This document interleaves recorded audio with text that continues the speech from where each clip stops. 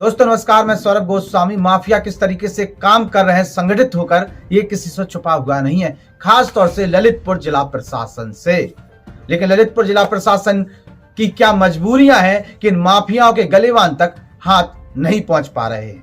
गिने चुने विपक्ष के नेताओं पर ही कार्रवाई करके रस्म अदायगी कर दी गई है, बाय बाय लूट दी गई है। सरकारी नालों पर बड़े पैमाने पर कब्जे किए हुए माफिया अभी भी चैन की नींद घर पर सो रहे हैं और प्रशासन को इनके बारे में पता भी है। चाहे आपकी नई तहसील के पीछे के नाले के नाले पे जो मकान निर्माण हुआ है, चाहे वो हो, चाहे आजादपुरा का एक 150 साल पुराना नाला जो पूरी तरीके से आज अस्तित्व विहीन होता हुआ नजर आ रहा है, वहां पर पक्के पक्के बड़े बड़े माफियाओं के मकान बनकर तैयार हो चुके हैं। और ये वो माफिया है जिन्होंने ललितपुर जिले में ना जाने कितने जगह अपने अवैध कारोबार को फैलाए रखा है। इसके साथ साथ हर सरकारी जमीन के आसपास इनकी नजर बनी हुई है और बड़ी बड़ी सरकारी जमीनों के बंडर बाट में भी इनका हिस्सा है, जो मेरे पास उसके पर्याप्त सबूत पहले से ही उपस्थित थे। तमाम अधिकारियों को उसके सबूत भी दे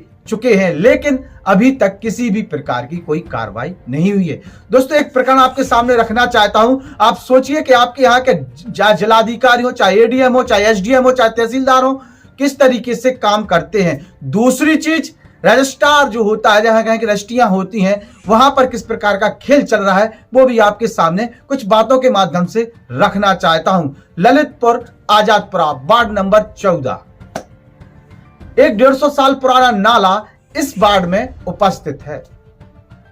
तकरीबन नाले के जमीन पर 30 डिसमिल जमीन पर अवैध निर्माण हो चुका है और उसको लेके लगातार प्रशासन को अवगत भी किसी ना किसी माध्यम से कराया गया है, लेकिन अभी तक कोई भी प्रक्रिया प्रशासन की तरफ से सामने नहीं आई है। दूसरी चीज, आपको एक चीज बता दें कि जिस प्रकार से रजिस्ट्रार ने रजिस्ट्रियां की हैं, उसमें ये लिखा है कि आजादपुरा 14 और इतने स्क्वायर फुट और इतना पैसा और रजिस्ट्री हो गई। सोचिए, बिना नंबर, बिना भूमि नंबर, बिना चौहद्दी के रजिस्ट्रियां कर दी गई हैं। और एक रजिस्ट्री नहीं, 10 रजिस्ट्री कर दी गई और एक ही तारीख में 10 रजिस्ट्रियां हुई हैं। और इन रजिस्ट्री के अधिकांश जो गवाह हैं वो गिने चुने 2 या 3 चेहरे ही हैं।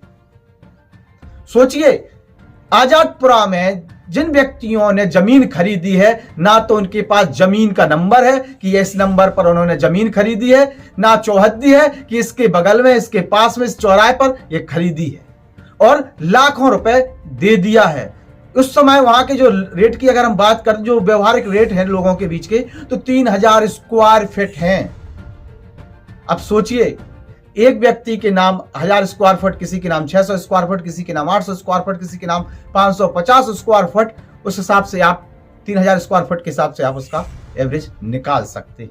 तो ललितपुर में इस प्रकार की चीजें आम हो चुकी हैं। सरकारी नाले, चाहे खुद तहसीलदार जहां बैठते हैं, चाचा एसडीएम जहां बैठते हैं, उसके पीछे नाले पर जिस प्रकार से निर्माण हो रहा है, उस पर भी अभी तक कोई बड़ी कार्रवाई होती हुई नजर नहीं आई है। ना ही बुलडोजर चलता है इन लोगों पर, ना ही इनकी गलेबान पकड़ी जाती है, ना ही इन्हें भूमाफिया घोषित किया जाता है। आजादपुरा में एक ही व्यक्ति ने 10 फर्जी रजिस्ट्रियां कर दी और खरीदने वाले भी जिले के छठे हुए माना जाता है। उनकी चीजें ऐसी सामने आ रही हैं और जिले में ऐसी कई सरकारी जमीनें हैं जिस पर सत्ता संरक्षक माफिया काबिज हो चुके हैं और प्रशासन ने उनके ऊपर अभी तक कोई कार्रवाई नहीं की है। भूमाफिया आखिर इन्हें क्यों घोषित नहीं किया जा रहा है, ये भी सवाल खड़े होते हैं। और जिन्हें भूमाफिया घोषित करना है, वो प्रक्रिया करना है, वो ही खामोश बैठे हैं। तो क्या कहेंगे, 10 फर्जी रजिस्ट्रियां हो जाती हैं बिना रकवा, बिना चौहद्दी के, और रजिस्ट्री करने वाले और कराने वाले छटे हुए चर्चित चेहरे, उन पर जांच तक नहीं होती है। चाहे जब जो रजिस्ट्री होती है वो जांच के लिए जाती है, तो ना जांच अधिकारी ढूंढ पाता है, ना वो रजिस्ट्रार ढूंढ पाता है, ये तक के जो बड़े अधिकारी हैं वो भी नहीं ढूंढ पाते हैं और दाखिल खारिज तक की प्रक्रिया आगे बढ़ जाती है। ऐसे में अब देखने वाली बात होती है कि इस रजिस्ट्रियों के पीछे आखिर कौन लोग। इनके नाम भी बहुत जल्द आप लोगों के बीच में लेकर आने वाला हूं। उन्हीं 10 रजिस्ट्री और 11 जिसने रजिस्ट्री की हैं, सीधे सीधे 11 लोग पूरी तरीके से गलत हैं और इन पर सीधे सीधे चार्जेस बनते हुए नजर आ रहे हैं।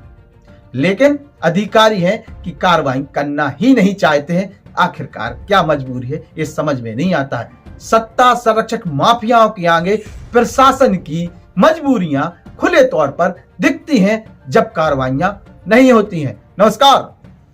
हमारे YouTube channel the Bundelkhand post को सब्सक्राइब करें।